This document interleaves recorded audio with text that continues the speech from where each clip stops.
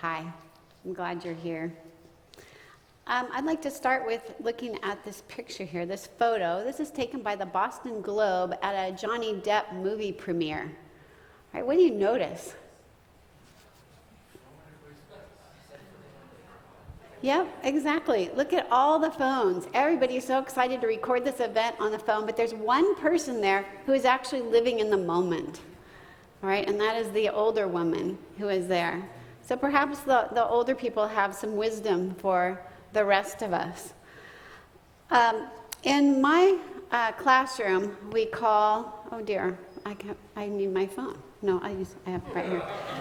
This is terrible, this. We call these Horcruxes. And if you're familiar with Harry Potter, a Horcrux, the definition of a Horcrux is a magical object that contains a bit of one's soul. Doesn't that fit? That's what this is. It's a Horcrux. And so I always tell them to put their Horcruxes away. And because I'm not Johnny Depp, I'm going to ask you to do the same thing. You don't need your phone. So if you would take your Horcrux and take it off of your body if it's there, and just put it on the floor in front of you. Okay? So we're going to be like our students right now. Okay, the title of my talk is, Hey Siri, how is our use of digital technology affecting us? Because I actually asked her that question. And she said, here's what I found on the web. And so here's what I found. Some of it's on the web and some of it's not. I am not an expert in this. I am just a teacher. I've been a teacher for over 30 years, and I've noticed changes in the classroom. And so I started to ask myself, what's going on? As a teacher, I'm in the business of helping to shape my students' souls. And I'm pouring into their souls. I'm trying to give them truth, goodness, and beauty in the books we read. I'm an English teacher. But what else is helping to shape their souls? And so I started doing some research. All right, let's take a look. First, I want you to know I'm not anti-technology. I love tech. Maybe a little too much. I don't understand it. I don't get it, but I do rely on it. But this quote from Ralph Waldo Emerson fits. This time, like all times, is a very good one, if we but know what to do with it. Okay, our phones are good. We use them for all kinds of things. A smartphone helps us get places. It helps us get on airplanes. You can use it for health things, even, take your blood sugar. You can use it to be in contact with people that are far away. I do recipes. All kinds of good things are available on cell phones. However, this is a chart that's from a guy named Adam Adler. He's a professor at New York University. And let's take a look at this chart. The dark blue at the beginning there is our sleep time. So here's our average day. That's how much time we spend sleeping. The rest is working and commuting, the gray or the light blue. And then lighter is survival. That's, brushing your teeth and eating and doing other things like that. And then you have your personal time. And this is the part where we really live. This is ourselves. And in 2007, you see there's a lot of white space, and the red bar there is the time that we spent on screens and on media. Does anybody know what happened in 2007 in the technology world? You are correct, sir. Yes, the birth of the iPhone. This is its 10-year anniversary coming up. And look what happened afterwards. In 2015, that bar has increased more time, and now that tiny little gold space is where we live. That's where our humanity lies. The rest of the time, we are on screens. Steve Jobs, when he created or birthed the iPhone, he said about it, it's not a gadget, it's a way of life. How prophetic was that? 10 years later, here we are waiting for the new iPhone to come out. The anniversary edition is coming out this fall, right? It's going to cost anywhere between $1,000 and $1,400. They're not sure yet, but there will be a line. Kids are spending an average 8 to 18, they're spending an average of 6 days, 6 days, yeah, it feels like 6 days, 6 hours a day on their phones, but more on screen time. The statistics I'm giving you and everything I'm giving you is very conservative. I'm not going with any of the shocking statistics that are out there. I'm giving you the conservative ones. They are on average on screens 9 hours a day, and none of that is school related. That's all pre-homework. 25% of our teens nowadays have a constant online presence. For this generation, it's become a way of life that we did not really foresee and that we have not seen before. Okay, the day you give your child a phone with data is the day their childhood ends. Okay, I'll say that again because I think it's very profound. The day you give your child a phone with data is the day their childhood ends. All of a sudden, they are exposed to everything in the adult world, and they have to carry that burden. Somebody said, it's like taking your child to an inner city dark alley and dropping them off and for a play date and saying, have fun, honey, I'll see you in 5 hours, and then coming back.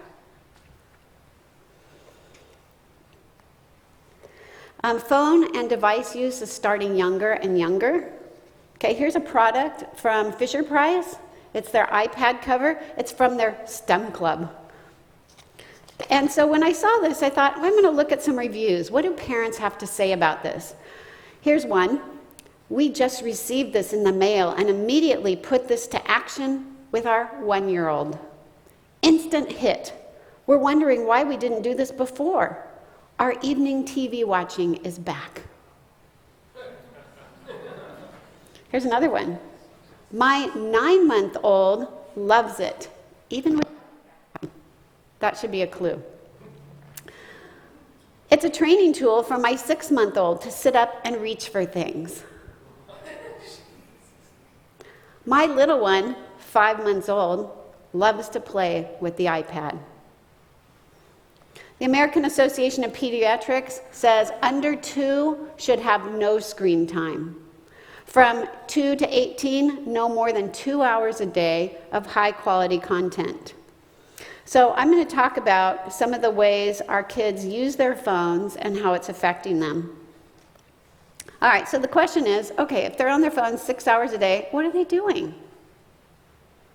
Typically, and this is in general, there are exceptions. Number 1 for boys is video gaming. And this has become a real problem.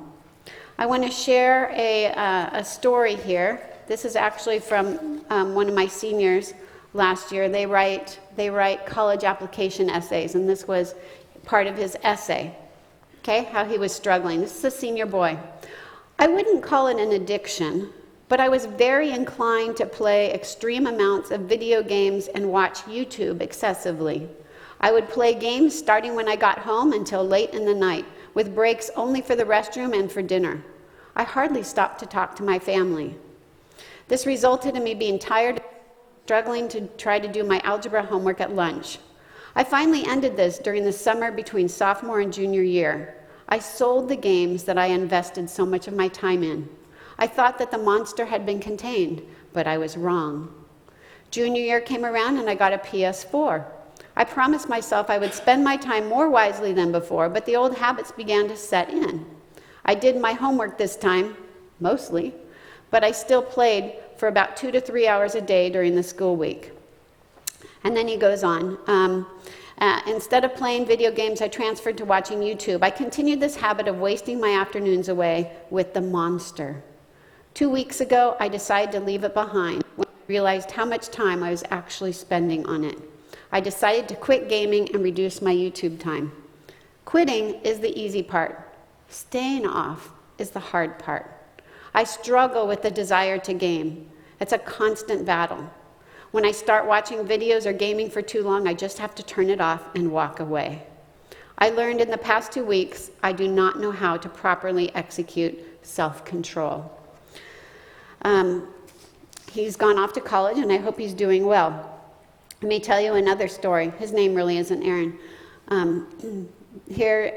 This is a one I'll call Jason. This is a student I had several years ago.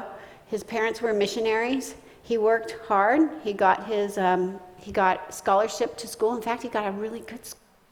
He got a full ride to a state school. So this was his opportunity. He went off to school, and I saw him at the end of his freshman year and asked him how things were going, and he had been kicked out because he got caught up in his gaming addiction where he couldn't go to class.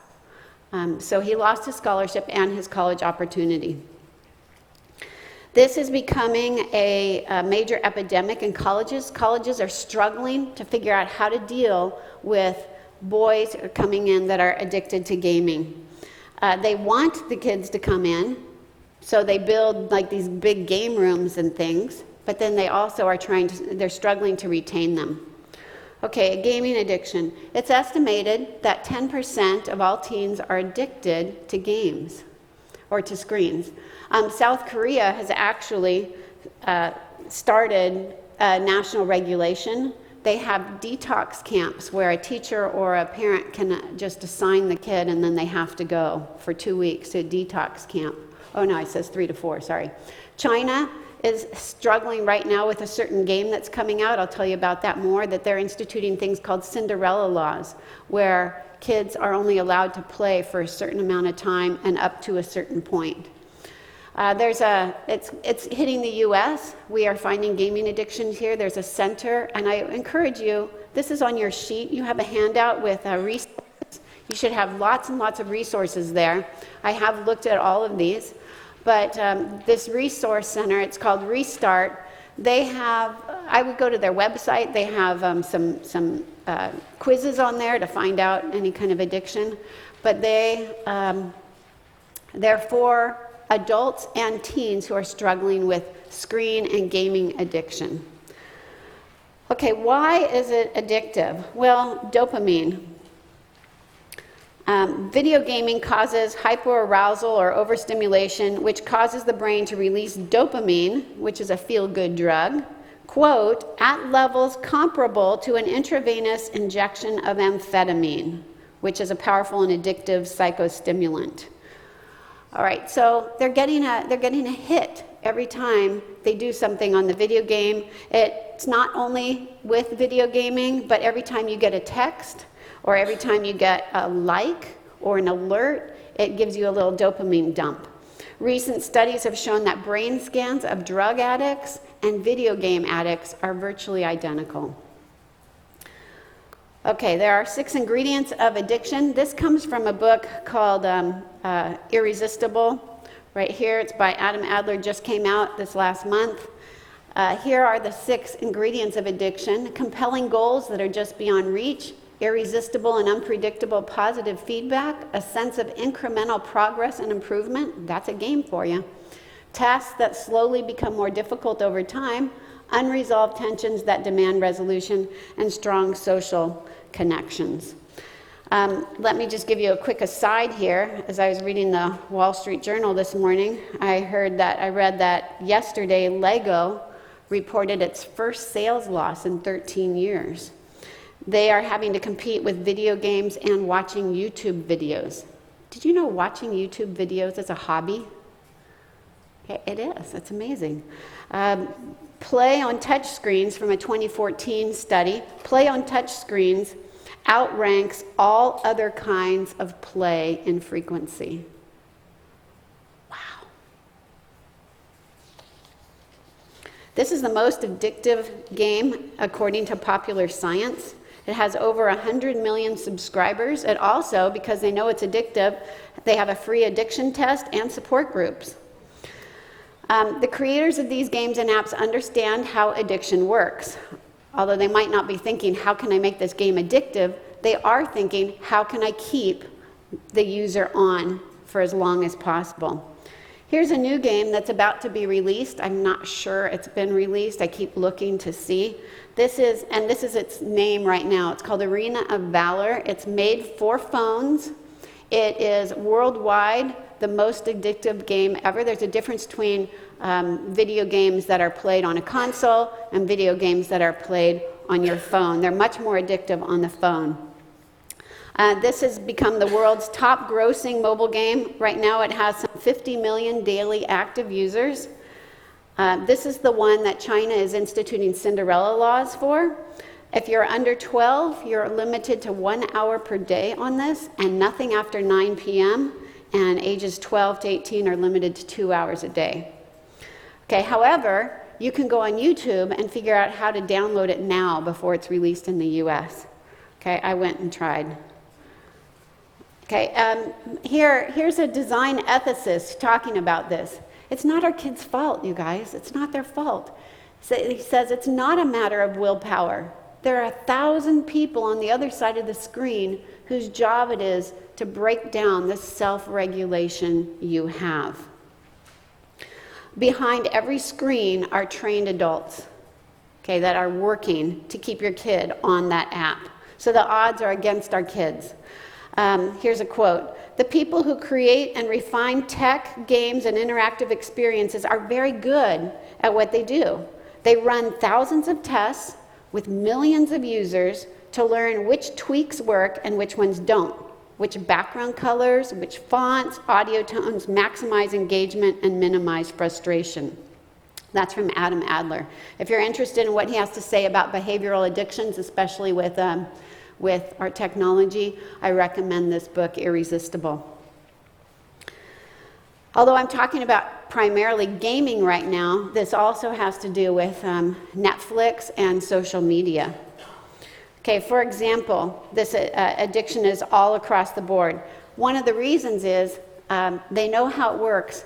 If you've noticed on your Facebook or your Instagram feeds, there's no stopping point. Okay, it just scrolls. You can scroll forever and ever. You'll never get to a stopping point. You'll never get to the end of it. Netflix is the same thing. It's your new video starts in 15 seconds. That's not even time to go to the bathroom.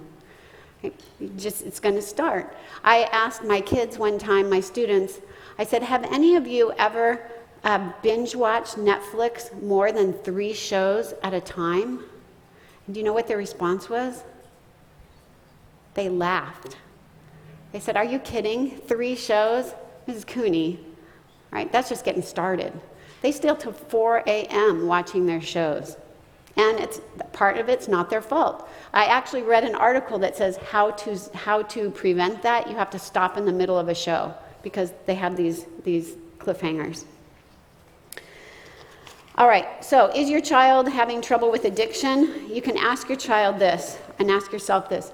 Are there 3 things my child would rather do than game? Are there 3 things they would rather do than game? Hopefully one of them is read a book. All right. Number 1 for girls is social media. This is what girls are hooked on. This is the first generation that prefers virtual relationships to real relationships. Wow. With the advent of social media and smartphones, teens' social lives shifted decisively away from in-person interaction. They spend much less time with their friends in person than teens in previous decades did. And that's Jean Twenge, who's the author of a brand new book that just came out. Chad, do you have it? Do you want to hold it up? Okay, Chad's holding it up right there. Just came out last week. It's called iGen. I'll talk about that in a minute. Okay, the good thing about it, although they have these virtual relationships, because of this, there are some good things. All right, they're drinking less because they're hanging out less. They're having sex less. They're dating less. They're driving later because they're just hanging out on social media. They're working jobs less, and they're reading a lot less. This generation reads less than any other previous generation. Okay, I'm an English teacher. That's heartbreaking for me. Time on their phones is radically changing society through this generation. Okay, their self-image is driven by likes and dislikes. I have this picture up here because I think it fits social media. That's the queen in Snow White looking at the mirror, the magic mirror, and says, "Mirror, mirror on the wall, who's the fairest of them all?" And that's what our girls are doing by looking into social media. Okay, what do people think of me? And this is the kind of responses they're getting. There's no getting away from it 24/7. Alan and I were talking at dinner about our childhood, and when we'd have a bad day at school, you'd come home, and it was done. And you could play with your friends or go outside or ride your horse or whatever you had to do, and school wasn't with you. And the next day was a new day. Our kids don't have that. They're with it 24/7. So cyberbullying is huge. Boys tend to bully physically. Girls tend to bully on social media. They undermine other people's social status or relationships. Okay, a girl, even if she's not doing this, she's on there trying to defend and protect her reputation. If she gets off or makes her phone sleep or something, people can attack, and she has nothing to do about it.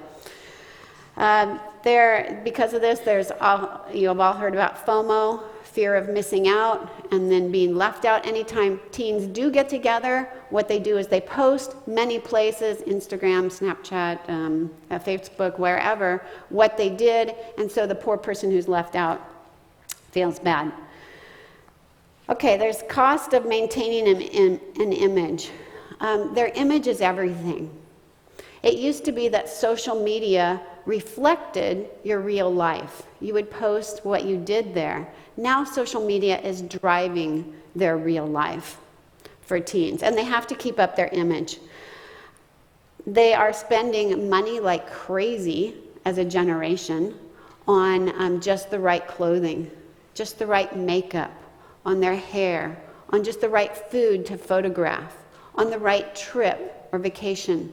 Some of them are spending money on plastic surgery, okay, just so they look good on social media. Here's a woman you might have heard of, a young woman. Her name's Asina O'Neill. She's from Australia. She spent her years from age 13 to 19 really building her social media image, and she got pretty much famous on social media. Now she's more famous because she dropped out. And this is what she has to say. Social media is not real life. It's purely contrived images and edited clips ranked against each other, and it consumed me. I was lost with serious problems so beautifully hidden. If anything, my social media addiction, perfectionist personality, and low self-esteem made my career. Over-sexualization, perfect food photos, it's textbook for how I got famous. Okay, this is the question our girls are asking for their image. Am I hot enough? It's not about who they are on the inside. They're not asking, am I kind enough? It's, am I hot enough? The sexualization of girls is driving the boys' view of girls as well as the girls' view of their own. All right, this is what they live for. How many likes do I get? And if they don't get the number of likes they need, they're devastated. Anxiety and depression are huge now. They are growing so fast. 17% of college students, okay, this is 2 years ago, sought help for these twin sisters. It's expected to grow exponentially. One health professional predicted 100% of teens will suffer from anxiety and depression in the next decade. Now, this is something that I had never seen in the classroom before in all my years. And then about 3 or 4 years ago, I started having girls having panic attacks. I'd never seen a panic attack. And it's grown more and more common. I have girls who write all the time about the anxiety and the depression that they carry around with them. They're into self-harm. There's a story of a boy who is a sophomore in college, just couldn't take the pressure anymore of social media, so he quit college, got a backpack. This was a healthy response. And he backpacked through South America for a year, and he came back feeling like a new person. He said, I have my self-esteem back. I know who I am. I'm not my image. I'm a real person. Okay, mental health experts are seeing a huge rise in mental illness in this generation. We had the founder of the grammar school when it was Cornerstone come, and he's a professor at Covenant College, and this is before college even started. He said their counseling center was maxed out. Okay, they weren't even there yet. Okay, the more time spent on phones, the less happy and the lonelier they feel. Go on to TED Talk by Adam Adler, and it's called, what's it called? Why Our Screens Make Us Less Happy. Why Our Screens Make Us Less Happy. It's well worth taking a look at. There was a study done when 8th graders, only 3 hours a day on electronic devices leads to a 27% increase in risk of depression and a 31% increase in risk of planning suicide. Okay, kids know this, but they won't get off. Why not? They've got their streak to maintain. All right, they have their snap streak. If you take away their phone, here's the response. My life is over. And they're partly right, because their life, they have two lives. They have this life and they have that life. And their life is over with their phone gone. However, take heart, because many teens who break or lose their phone or for some reason can't be on their phone, they go through a freak out period and then they're happier. Some comments and quotes are, I feel such relief. The pressure is off. Okay? They begin to actually read books, to play with people. They go visit friends. They live life and are happier. The Today Show tried with 9 teens and took 9 teens and took their phones for a week and watched what happened. And at the end of the week, they were very reluctant to do it. They had to be bribed. But then they were much happier when their phones were gone. I recommend the documentary on your handout called Screenagers, which will tell you more about that. Okay, here are 2 books. These are both very sad books. The one that Chad held up, iGen. It's called Why Today's Super-Connected Kids Are Growing Up Less Rebellious, More Tolerant, Less Happy, and Completely Unprepared for Adulthood. The other one is by Nancy Jo Sales. You might have heard of it. It's called American Girls, Social Media, and the Secret Lives of Teenagers. It is a shocking, heartbreaking book. And I have it. You can borrow it if you'd like. All right, safety on the internet. How do you ensure safety on the internet? All right, how do you do this with our kids? Well, the thing is, the smaller the screen, the more you lose control. We've gone from the big screens to the small screens. Now Apple Watch, Apple Watch is connected to your phone, so you have to have your phone with you when you have Apple Watch. No longer. This fall, Apple Watch is disconnecting from the phone and it's its own device. Okay, so now the screens have gone from this big to postage stamp size. Why is this a problem? Well, stranger danger is out there. I talked with an Oro Valley policeman in charge of cyber security type things, and he says this is happening in Oro Valley. Here we have Susan. Meet Susan, a 42-year-old man posing as a 15-year-old girl online. Susan and your 13-year-old just made plans to meet at the park. My daughter's a teacher up in Phoenix.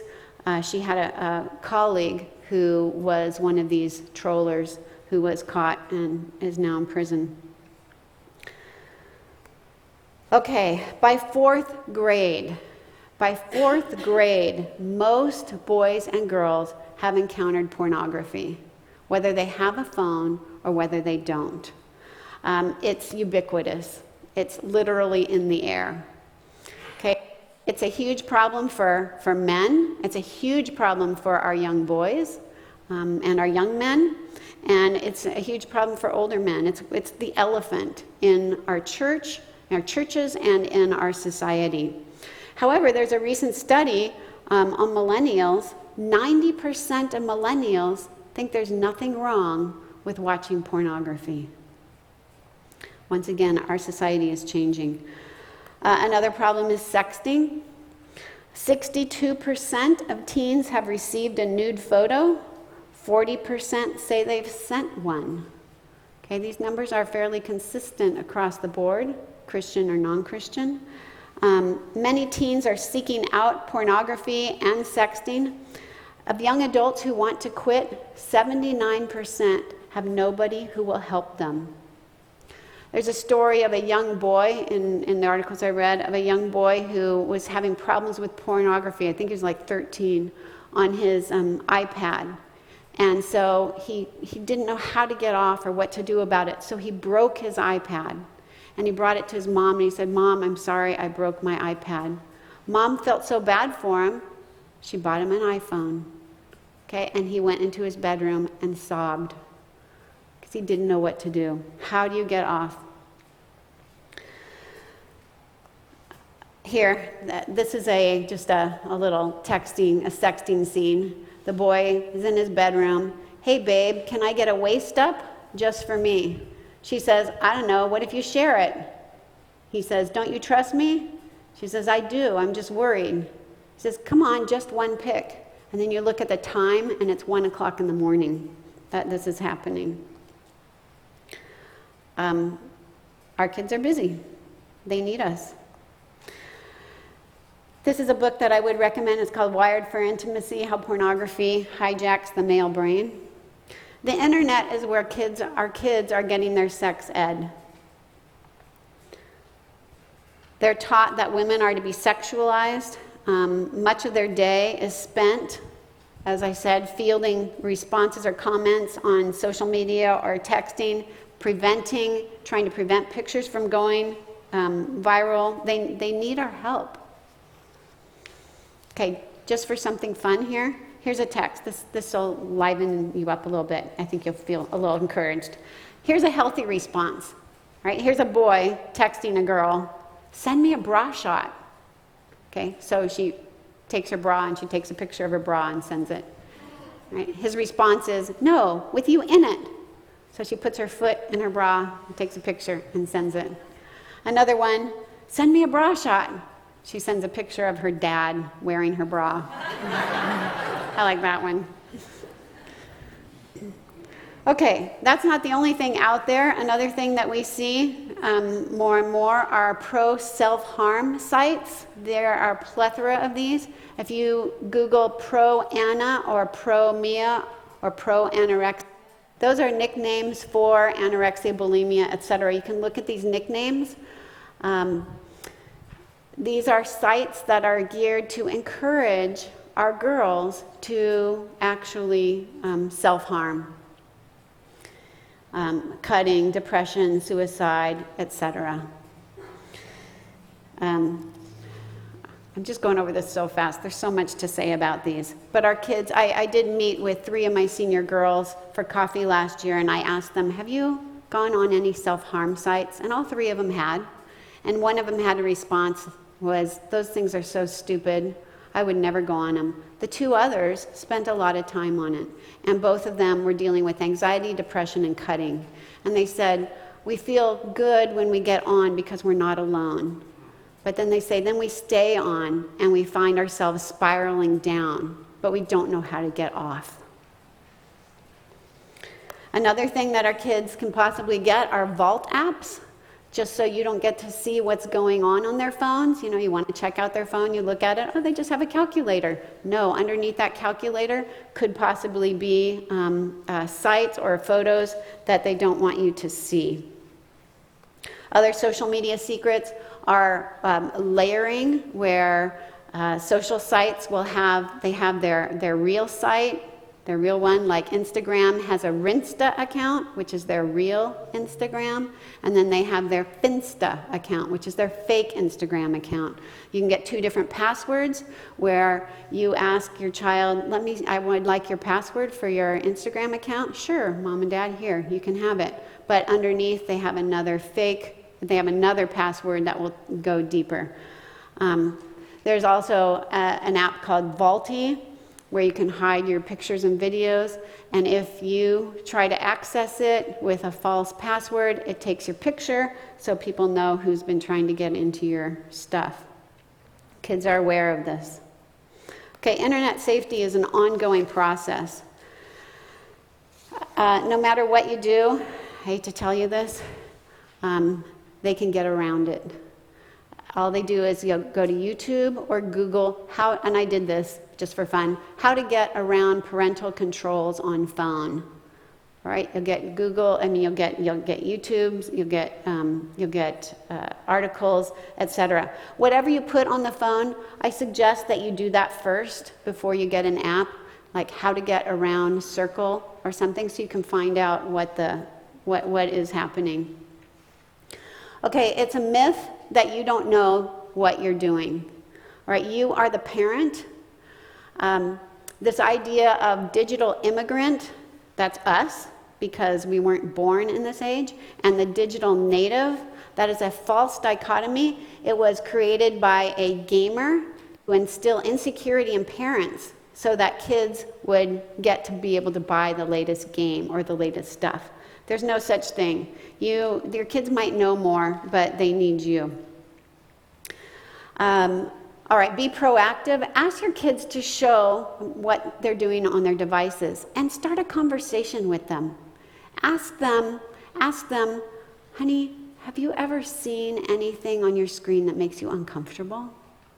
Start a conversation with them about some of the things that they are experiencing.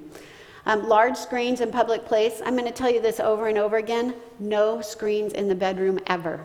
No screens in the bedroom ever. And I thought that was me talking, but it's not. I'll tell you who's doing that. You can check with your phone service provider. They can do mirror texting or other things where often they can show you on your phone exactly what your child is seeing on his or her phone. Here's some apps that you can try. There's MM Guardian. There's Circle. There are other apps. I suggest that you start talking with other parents and ask them, what are you using? What do you suggest? What have you tried? And share your experiences. Okay, how are screens affecting my child's brain? Well, our brain is plastic, not elastic. That means we can shape it, but it doesn't snap back to what it used to be. I have Play-Doh up there because you remember getting your new can of Play-Doh and you pull it out and it's so cool and it smells good. It smells like Play-Doh. And you play with it and then you want to put it back in, but you can never get it back in that exact shape that it was. That's our brains. They can be shaped, but they can't be shaped to what they were before. They are constantly changing. So this is Nick Carr. He's the author of The Shallows, which is this book, What the Internet is Doing to Our Brains, came out several years ago. It was the required reading for University of North Carolina. We become neurologically what we think. Our brain actually physiologically changes depending on what we think. Okay, so because of that, we can't focus.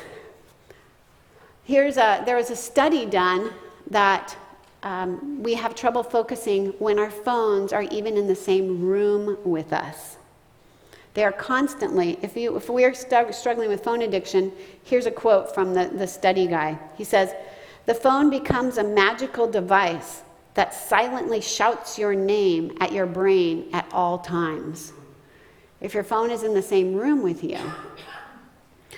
Okay, some things that our phones or our screens are doing, we're training our brain to pay continuous partial attention, which is just another word that we can't focus on one thing for a long time. Try it with yourself.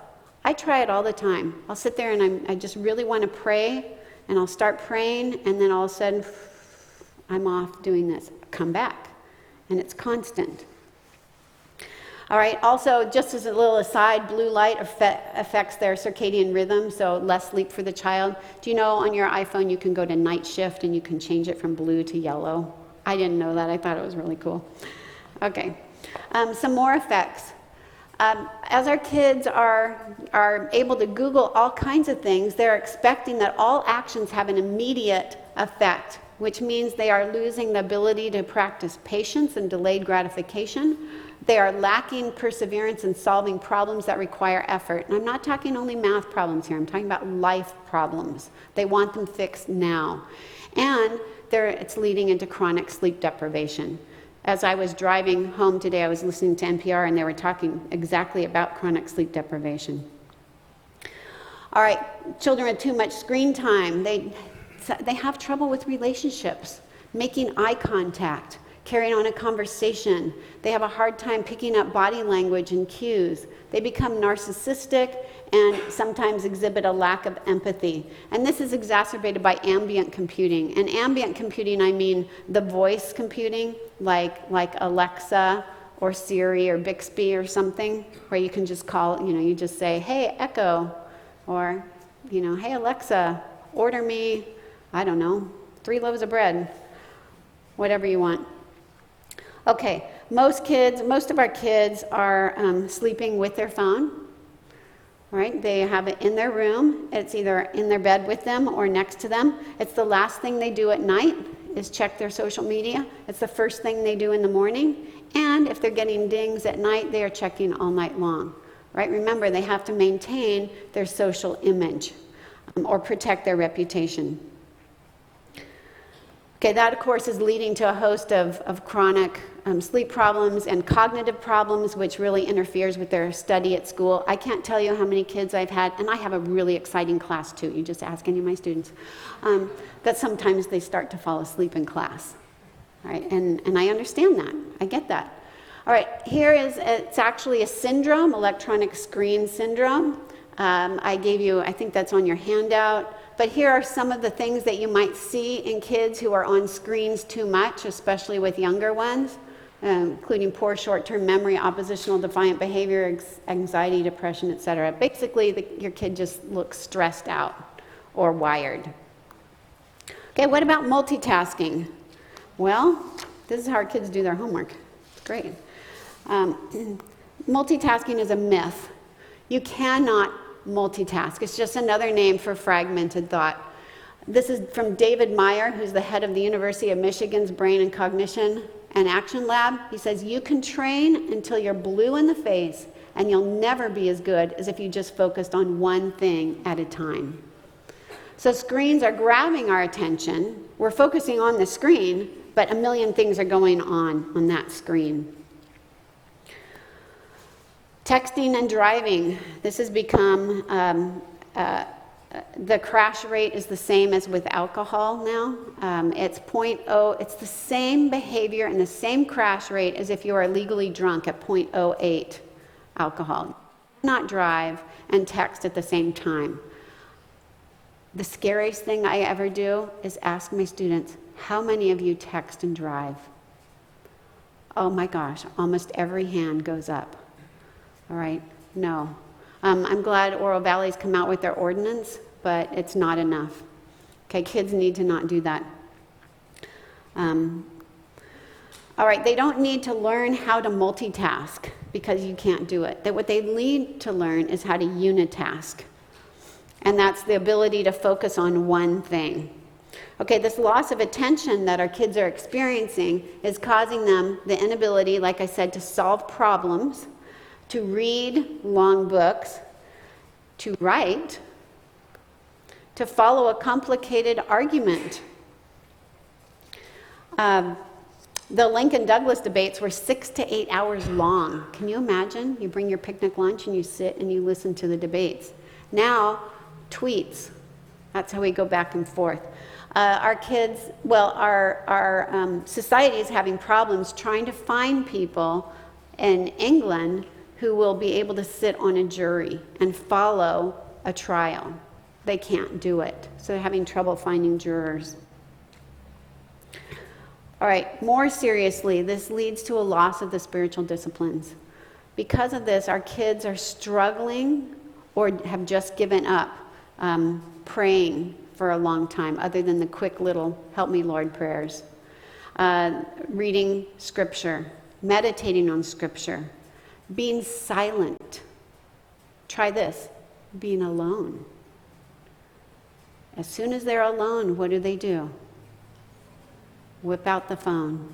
Okay, they are never alone and not in the right way. Okay, so electronic media is teaching us exactly the opposite of what we want our kids to be able to do. All right, but remember, the brain is Play-Doh, so you can shape it. So it can be shaped. So you can teach and train unitasking. So here are some thoughts. If your kids are having trouble with this, clear their work or play area of distractions, including TV. Designate a family study time or reading time. Parents, if you do it, your kids are more likely to do it. It's like, okay, everybody after dinner, we're going to sit and we're going to read. I'm going to read my book. You're going to do your algebra homework. When your kids take breaks from homework, they cannot check screens. It does absolutely nothing for their brain if they check screens. They need to go outside or do something completely different. Take the dog for a walk, whatever. Gradually lengthen the length of time that they are actually studying or focusing. Music. Kids love music when they're doing their homework. All right? Well, studies have shown that if the music has a heavy beat or it has words, it's interfering with their ability to focus. Okay, so Mozart. That's good. All right, let's start a new streak with our kids. Instead of an Instagram or Snapchat streak, let's start quiet time with the Lord, which would be very nice. Well, let's take a look at this question. What about coding? Coding is important. It's going to be a new language in our society. It's important that our kids learn to code. Shouldn't I be teaching my 2-year-old how to code? Well, a good place to go with that is the tech giants. Let's look at the tech giants. What do they do with their kids? They send them to schools with no tech. The Waldorf School in Northern California is a place where most of the tech giants send their kids, okay, with no tech. Why? Because they're aware of this graph. They know what's going on. This is from Chris Anderson. He is the former editor of Wired, and he says, talking about tech giants, we have seen the dangers of technology firsthand. I've seen it in myself. I don't want to see that happen to my kids. Steve Jobs would not give his kids an iPad when it came out. He said, nope, not for my kids. I'm not going to do it. Okay, everybody else, buy them, give them to your kids, but I'm not doing it. Employers are actually looking, this was in the Wall Street Journal today, or maybe yesterday. Employers, and I've talked to a couple employers when I was on a trip, they're actually looking for liberal arts and classics majors. They don't want the tech majors, the engineers, because they say we can get all the engineers and we can teach them the tech. What we need are people who can create a narrative, who can imagine what we're going to do with this tech. That's the kind of people they're looking for. These are called power skills in business speak. They say we'll teach them what they need to know. Okay, screens are inhibiting language acquisition. They're inhibiting reading and other skills. Tech companies push the myth that screens enhance education. Why? So we'll buy it. All right, we're at school is a big market. It's a great market if they can get it. Besides, all kids are much more interested in having a tablet than a book. Give a kid this, give them a tablet, and they're much more interested. But remember, where the tech giants send their kids and why you're sending your kids to Push Ridge. Schools will try to make the case that they need to teach digital literacy. Kids don't need digital literacy. Give a 2-year-old your iPhone and they figure it out, okay? They need what's called digital citizenship. Tech is here. It's a huge part of their life. How do they act? How are they supposed to live in this world? And that's what they need to do. We'll talk about. This is Evan Williams. He's the founder of Blogger and founder of Twitter and Medium. He says in lieu of iPads, he's given his kids hundreds of books. I like that. Okay, digital citizenship. I would like you to think of, there's a couple resources on your page there. There's Parent University, which is on smartsocial.com. You can also check Common Sense Media. That will help you give your kids digital citizenship. I would like you to think of it as teaching your kids how to drive. When your kid turned 10 years old, you didn't just give them the keys and say, go take my Blazer for a spin, right? No. Your kid is in the car with you as you drive. They're learning what a stop sign is. They're learning what a red light means, what a green light means, when to turn left, when you can go right. They're learning how to drive in the car. Then when they get to a certain age, you either enroll them in a class or you put them in the driver's seat and you show them this is the brake, this is the gas, here's the clutch, whatever. And you show them how to drive. Then they graduate to where they have to take a test and then they get a permit. And then they can drive with you in the car for about a year. Then they get a graduated license. Okay, they can't be out at certain times, can't be on certain roads, can't have this many kids in the car. And then finally, they're able to drive on their own whenever they like. Right? That's how we need to start thinking about giving our kids phones and access to the internet. We need to train them and teach them and how to do it responsibly and well. We want to make sure that the three sisters of truth, goodness, and beauty are not taken over by Siri and Alexa and Bixby. All right, a way to do this is check your own phone use. I know. You might try an app called Moment that checks your screen use. It tells you what apps you're on. Here's some quotes from kids. This is Angela. She's 13 years old. What I wish my parents understood about technology is that technology isn't the whole world. It's annoying because it's like, you also have a family. How about we just spend some time together? And they're like, wait, I just want to check something on my phone. Here's Penny, age 7. I always keep on asking her, let's play, and she's always texting on her phone. Or Annabelle, who's also 7. My parents are always on their computers and on their cell phones. It's very, very frustrating, and I get lonely inside. When my dad is on the phone, I have this conversation in my head. Hello, remember me? Remember who I am? I'm your daughter. You had me because you wanted me. Only it doesn't feel like that right now. Right now, it feels like all you care about is your phone. So what kind of parent are you? Most people underestimate their phone use by about half. So let's say you think, I'm on my phone 2 hours a day. It's probably 4. So I suggest that you try the Moment app or something like that. Okay, so do you suffer from nomophobia? I like that term. That's what an expert used. No mobile phobia. Are you afraid to be without your cell phone? And I thought, oh, this is really funny. And then I was, a couple weeks ago, I was doing some errands. And I was about 3 blocks from the house, and I realized I forgot my phone. Right? And I thought, okay, what are you going to do about this? I thought, I'm going to go back and get it. No, you're not. And what if there's an accident, or I break down, or I run out of gas? Well, you can walk. You have 2 legs, and there are all these businesses. They have phones, and you're just going down Oracle. Okay, but what if I need a coupon? Well, you can either come back the next day, or maybe they have one at the store. And I'm like a third person watching myself argue back and forth. And I thought, Huntley, you're having a problem here. Okay, I can't even go down Oracle without my phone. So yes, I guess I'm experiencing nomophobia there. Model for your kids how to use tech properly. Always put your kids before your phones. Talk to your kids and look them in the eye. Listen to your kids. We're forgetting how to do that. And turn your phone, as I call it in my class, off. Okay, if I tell my kids, turn your phone off, they think that means silent. So I always say off. And then I give them a little lesson on how to turn it off, because some of them have never turned their phone off. Off. Ask yourself and your kids if they would affirm this particular statement. I would have trouble getting through a normal day without my cell phone. If that's true for you or your kids, then that should be a red flag. Okay, create a digital plan. Now we're getting to what you can do about it.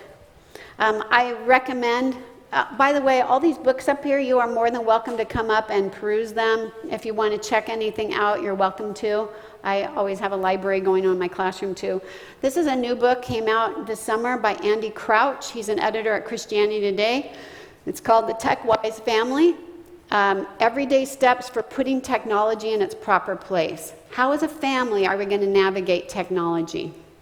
I highly recommend this book. Okay, here are some things you can do. Again, rule number 1. This is again from Chris Anderson, who's the former editor of Wired. This is what he says, tech giant with his kids. No screens in bedroom, period, ever. But Mom, it's my alarm clock. Well, Amazon has alarm clocks, so you can just go on and buy one, okay? Or get one at Target. I recommend, and the experts recommend, that you have a charging station for all the family phones, and you keep it in your bedroom, okay? Don't leave it out, because our kids, like I said, are very often addicted. Good kids. These are good kids in my class.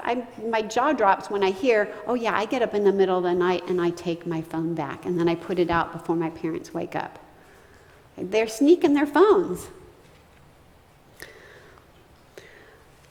Be sure you have a phone or a Wi-Fi curfew. Be the parent.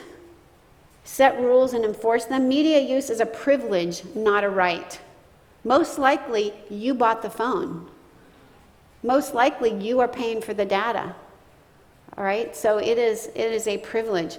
The tech giants, they ask them, what are your rules for cell phones? And here's kind of the conglomerate altogether. Ages 10 and under, this is for any kind of technology, 30 minutes to 2 hours on weekends only. Their emphasis. Age 10 to 14 on school nights for homework only. So no other time. Okay, don't be intimidated by the knowledge that your child has about technology. You have something far more valuable that your child doesn't have and what your child needs, and that's wisdom. All right, knowledge is being aware of what you can do. Wisdom is knowing when not to do it. Your child may know how to use tech, but he needs you to guide him or her to when and why and where to use it. Put devices away during meal times. Practice the art of conversation. It is a real art, and it's a lovely thing. Here's our typical family now. On the right is the device-free family. There's actually a website called Device Free Dinner. That's hashtag Device Free Dinner, and you can go find out. I suggest that you get a flip phone, but no data. Okay, get a flip phone or a brick phone or something like that for your kid. If you want to have a real fancy phone for status or whatever, then get the one on the right. Okay, it's gold and it turns into a car. All right, it's a really fun flip phone. It'll cost you $1,400, but that'll be a really good status symbol. And it does everything too. But seriously, leave the fancy stuff at home. They can do it on the weekends when they come to school. There's Cricket. There's all kind of flip phones where they just have a phone number. If you want to get a hold of your kid, you can call them. They can call you. It's good. Another thing is large screens in public places. I've been over to several families' homes, and I'm so pleased to see these giant screens near the kitchen, and that's where the kids are doing their homework.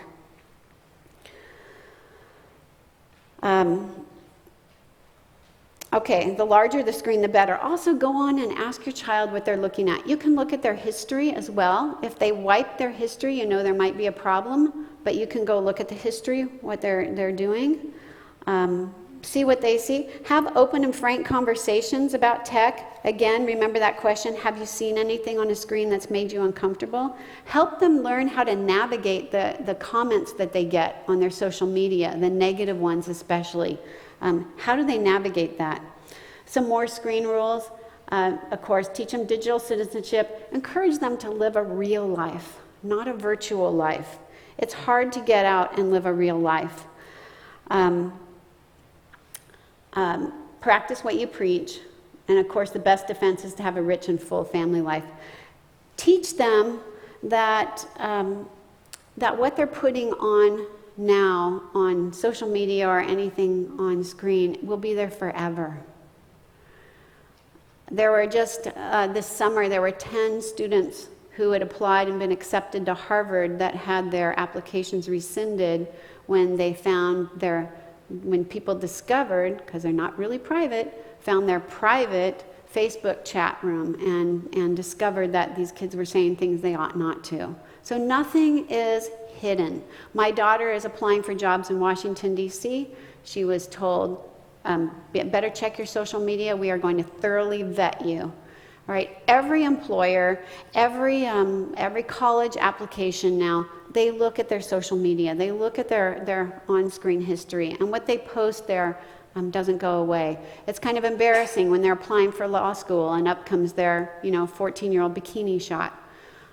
So help them to know, help them to teach that, because kids tend to live in the present. They don't think ahead. All right, other things, have a Sabbath, a technology Sabbath for 1 hour a day, 1 day a week, 1 week a year, at all meals and whenever you're with family members or friends. Try this out. All right, I'm going to conclude with kind of a reinterpretation of Deuteronomy 6:8. Tamara Stombaugh is going to talk about this in a minute, but just take a look at this. This is the education verses that we talk about. And these words that I command you today shall be on your heart. That's an Instagram heart. You shall teach them diligently to your children, and shall talk of them when you sit in your house, and when you walk by the way, and when you lie down, and when you rise. You shall bind them as a sign on your hand, and they shall be as frontlets between your eyes. Thank you very much. I'm going to ask Tamara Stombaugh to come up and talk.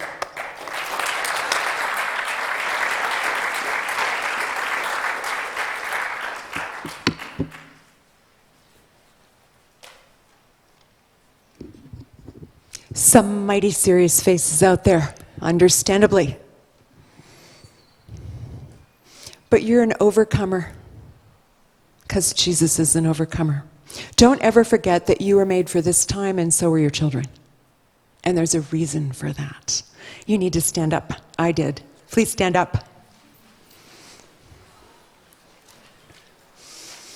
I get a chance to work with your children. I get to work right next to the heart shepherd every day.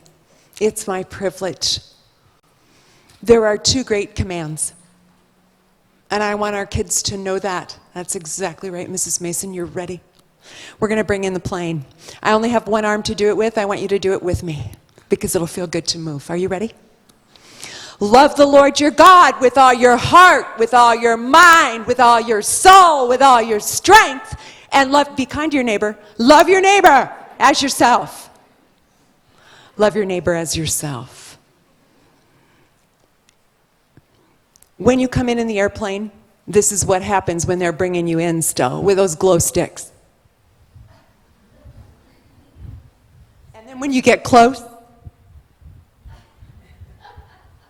when we came back from D.C. last year, the kids shouted from the back when we landed in Phoenix, "Are you going to do it, Mrs. Stombaugh?" Well, I didn't want to leave the plane, like some people have recently. So I said, yes, we are, but we're going to do it from our seat. And so we did this loudly from our seat, the whole back of the plane. I'm not sure what the rest of the crowd thought, but you have such wonderful kids that the whole trip was really good, maybe until then. It was a very happy ending for us. I'm going to ask you to stay standing for a minute. This is a memory verse for students in 8th grade. Deuteronomy 6:4-9. Hear, O Israel, the Lord our God, the Lord is one. You shall love the Lord your God with all your heart, with all your soul, with all your might. And these words I command you today shall be on your heart. You shall teach them diligently to your children, and shall talk of them when you sit in your house, when you walk by the way, when you lie down, and when you rise. You shall bind them as a sign on your hand, and they shall be as frontlets between your eyes. You shall write them on the doorposts of your house and on your gates. We are preparing warriors. Our mission statement here says this: the mission of Push Ridge Christian Academy is to teach our students to become like Christ through classical Christian education within a covenantal community. Cell phones do not help our students be like Christ. They do not help with our classical Christian education, and they certainly don't build our community. Thus, the title, Mission Compromised, if you're wondering where it came from. Go ahead and have a seat. You look tired. We're not going to keep you here too much longer. I am here to talk about what's happening at school. You know that last year, well, many of you do, was my first year in this new role that we've created. And I want to share with you some of the things that are happening at our school. Sometimes it's easy to hear these things and think it's out there. It's not out there. These are things happening with our students. When the 8th graders study the Israelites and they find out that they worshiped an ornamental breastplate called an ephod, they think that's the weirdest thing ever. Who would do that? So I usually have my phone somewhere. I don't say anything to them. I just get my phone out. I've done this before in places. I put my phone down like this, and then I do this.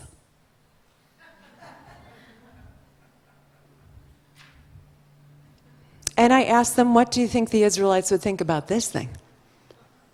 Taking hours and hours of your time. This is a fabulous tool. I have children living in Chicago and Cambridge, England. FaceTime, can I tell you what a dream that is for a parent with kids so far away? Do you know an 18-year-old friend from college? I haven't seen her in all these years, 41 years ago. She found me. I'm not on any social networks, but my husband is.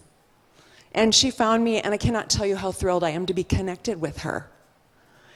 It's great to have that GPS when you're in the middle of a city and you don't know where you're going. Although my kids always say, Mom, which way is back to the hotel? Mom, which way is back to the hotel? It's the farmer in me. You always know how to get home.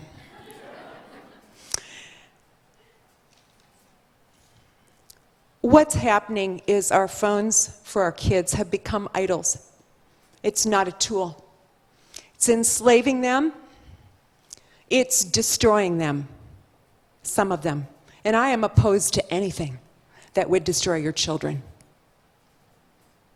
God's really opposed to anything that would destroy his lambs. It's weakening them, and they're getting ripped off. Beauty that they should behold at a right time in their life, they're getting ripped off. Things are being stolen from them. Who are these people who are having these experiences? Can I say the young and the naive? Kids of staff, adult leaders, and kids of my friends. Students in leadership roles, Boy Scouts, honorable people. Kids of prayer warriors, children of professionals, business owners, pastors, coaches. Sad kids, goofy kids, kids that play with horns, wise kids, athletic kids. Does this sound familiar? I realized when I sang this morning that I'm so much older. It's the old Oscar Mayer hot dog song. Even kids with chicken pox. Anyway, my point is, this is what happens when you're at school for too many hours. This is a group that includes everybody. It includes everyone. What, when, and where? Last year, I sat across from two tearful parents. I will never forget the look on their faces. Their daughter had access to a phone. They'd had it very restricted. She's a sweet kid. I doubt that I'll ever see her in for discipline all the years she's at Push Ridge. But she had come in. They had come in with her phone and said she'd taken it to school and somebody taught her how to get around everything. And she'd been having a conversation with a sexual predator. And if it hadn't been stopped, I don't know where it would have gone. And I'll never forget the look on that tearful dad's face. We've had middle schoolers send nude photos of themselves. We've had aggressive girls ask for nude photos of boys. The world is changing. And have those come back to haunt those kids, the photos that were taken. We've had young people making sexual propositions. Now, you may say there's nothing new under the sun.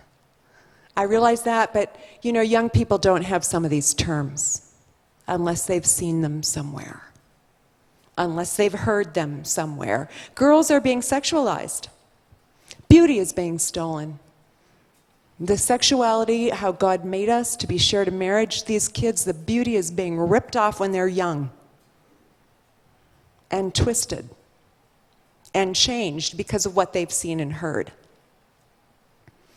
They're texting each other, Snapchatting, Instagrams, vulgar, nasty, bullying words that they would never say to each other.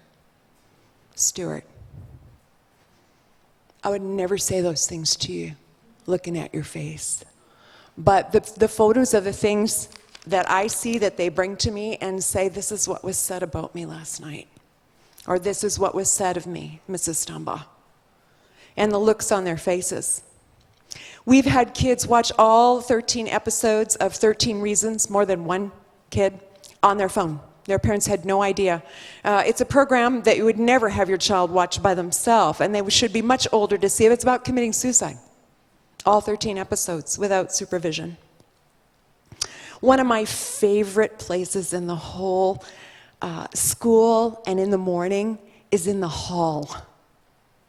Coming in the hall, it's just jam-packed with kids. And they're talking, and there's noise, and there are smells, and it's just fabulous, and you have to just barely weave your way through the middle. It's just one of my favorite times of the day. What's starting to happen is they're forming in groups now. And they're looking at somebody's phone. So your child, if they don't have a phone, they'll get plenty of action wherever they go, because other kids have phones. And they're all gathered around looking at the phone. They're laughing about something on there. Is it appropriate or not? I don't know. Are they looking at YouTube videos? After school, many of our kids are sitting on the floor in the hall. They have their phone in front of them, and they're totally zoned out. They look totally fried. They're totally not engaged with whatever's happening around them. Their homework is stacked at their side, sitting there. They're not talking to anyone at all. Kids are going places in our building and outside at times and hooking into our own internet that's meant to help our students finish their homework, and I don't know what they're getting into. You know, ladies, we know that we'll go to the restroom as a group because we have, you know, business like hair and other stuff to take care of. Boys don't go to the restroom in groups. But if a boy has a cell phone when he's not supposed to, and he goes into the restroom with a group of boys, and they're all in there, something is going on with that cell phone. You can almost bet on that.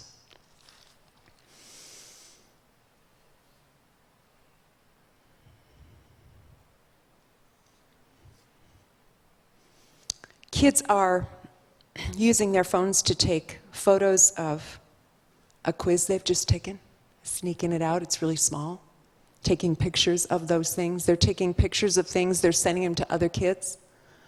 They're using their phones when they shouldn't be for all kinds of things related to cheating. It's a very hard thing to see at times.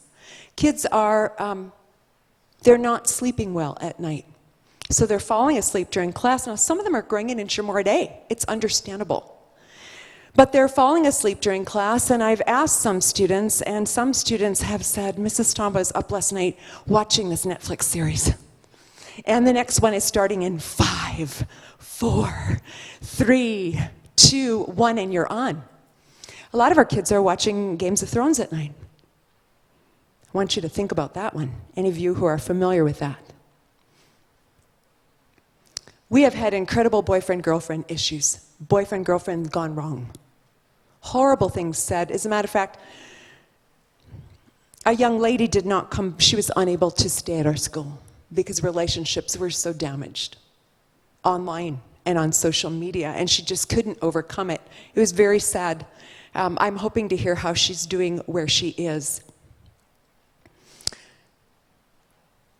Girls are spending hours and hours trying to make themselves look like something they are not, to give an image. I have anxious, sad people come into my space. They crawl into my turquoise chair, And they just can't move. They can't get up. They can't go on. And I have a big blanket that I get out from Africa that's colorful, and I tuck them in. And I have a couple little stuffed things that I put next to them after I've talked to them and prayed for them. And they sit there and drink their water, and they sleep sometimes, or cry for a while sometimes.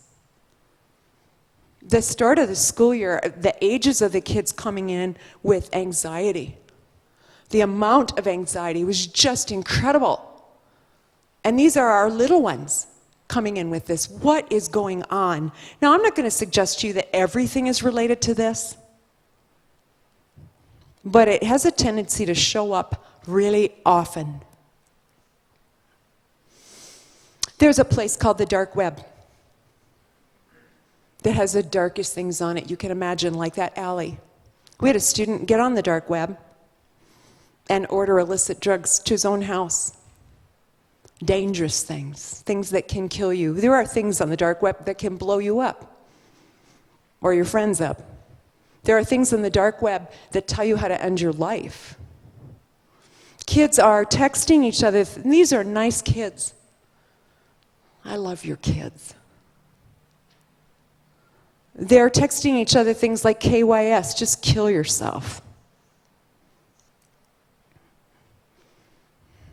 Loss for respect, authority. These are our kids, his lambs. Now we're partners. That's the really good news. We're not in this by ourselves, and we are certainly not hopeless. But we have to decide with the culture we live in, what part are we going to be part of and what part are we going to be counter to? And we need to take a strong stand. Beautiful Laodicea in Revelation. Jesus said, "You are lukewarm." When I'm in the classroom, I used to pick up the waste basket and spin in it. And that's what God does with lukewarm. I know I'm saying strong words right now, but we cannot afford to be lukewarm about things that are so harmful to our children, or unaware, or asleep, or doing things for convenience. We just can't. We just can't. My challenge to you is this: to examine yourselves, to guard your heart,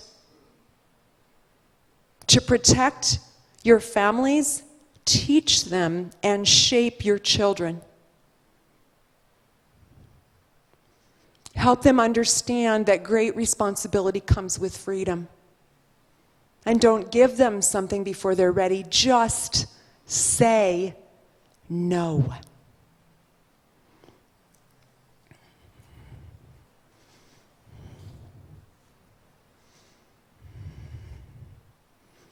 They have to be able to stand on this. They have to be able to read this, to talk to the Lord. I was almost born talking. 7 months, started to say hello to people in the grocery store. My mother stopped taking me because it was so weird. I was not born listening. I'm listening a lot to your children.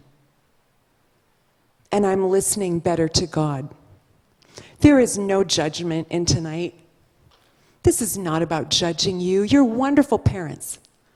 And the lambs, well, they're spectacular. This is not a judgment. This is, hello, Houston, we have a problem. I want your kids' confidence to be here in who they are.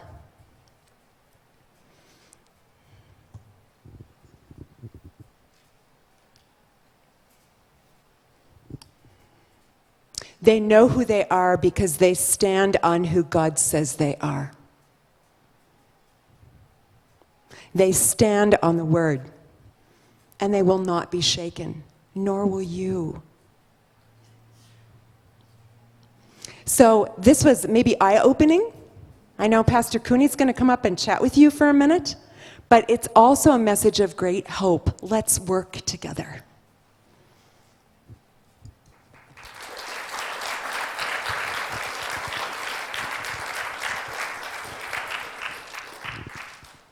Thank you, Tamara. Thanks, Huntley.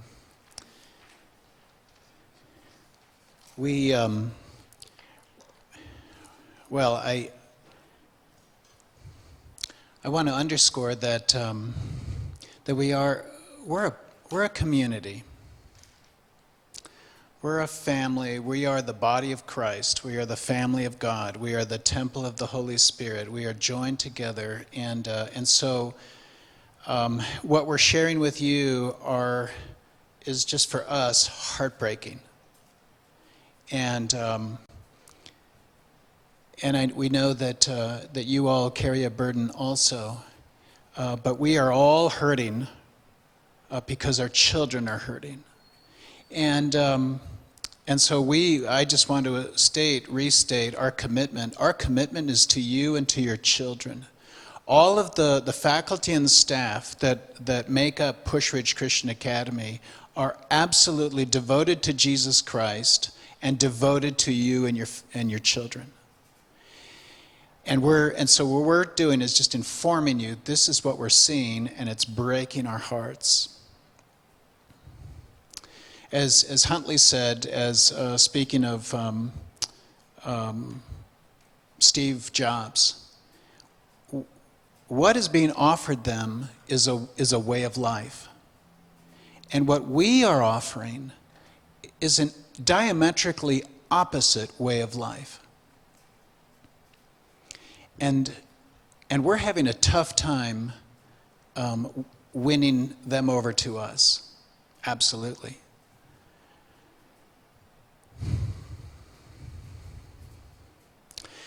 We have been working on a cell phone policy to try to answer some of the challenges and the difficulties that we are experiencing. And I've got to tell you, when the time comes when it's rolled out, for me and for us, it just feels very piddling. But it's a something. We're having this parent forum. We're going to begin something of a phone policy that will begin answering this, and then what we're hoping is that you, the parents, will find one another and begin working and talking to one another so that you can make the decisions together on what needs to be done for your children, because it's hard to do it alone, but if we combine all together, we'll win. Another thing that we're doing is, this is at the board level, is we are reading a commentary on the Sermon on the Mount for the purpose for our own edification, but also because what I'm hoping we will do is establish the Sermon on the Mount as the manifesto by which we define who we are as a culture at the school, who we are as a covenantal community. The first words out of Jesus' mouth in his public ministry was, "Repent, for the kingdom of heaven is at hand." This was in Matthew 4:17. Repent is to have a complete change of mind, a complete transformation in the way that you think. And the reason is because I've inaugurated the kingdom of heaven. And then the whole Sermon on the Mount is an explanation as to what life in that kingdom on earth looks like. What your character is to be like, what your influences are to be like, your relationships, your ambitions, your commitments, everything. And what we're seeking to do is to be that culture that lives under the ruling headship of Jesus Christ, so that our children experience something of the kingdom of heaven on earth. Imperfectly, but something of it. And so that we will provide for them a taste of the alternative, so that when we're asking them, give up your cell phone, give up your this way of life that you've been drawn into, we have something appealing, something beautiful, something exciting to offer them. All of us. We're working also on other programs so that the vividness of a Christian life is going to come through. And we need you. And you need us. And the culture has fallen away. And now it is stark of one another for our children's sake, but for Christ's sake. So this is our little parent forum. This is our little attempt to get the dialogue cracking. And then I hope that you guys will find each other and talk to each other, find us and talk to us. And we're going to be, as one theologian said in Philippians 3:20, that we are a colony of heaven on earth. And that is exciting. So it's been the custom from time to time at Push Ridge to pray the Lord's Prayer together. One of the beauties of the Lord's Prayer is it begins with Our Father. And that establishes who we are. And that is that we have a Father in common, and that makes us all His children and brothers and sisters. And we're going to link arms with Him for our children's sake and for the sake of our Lord. Those of you who put your phones down by your feet, you might want to pick them up again just so you don't forget them. But once you got them, why don't you stand up and we'll pray together. We go back and forth being trespassers and debtors. And so tonight we'll be trespassers, okay? Let's pray. Our Father, who art in heaven, hallowed be thy name. Thy kingdom come, thy will be done, on earth as it is in heaven. Give us this day our daily bread, and forgive us our trespasses, as we forgive those who trespass against us. And lead us not into temptation, but deliver us from evil. For thine is the kingdom, and the power, and the glory, forever and ever. Amen. God bless you. And have a good night.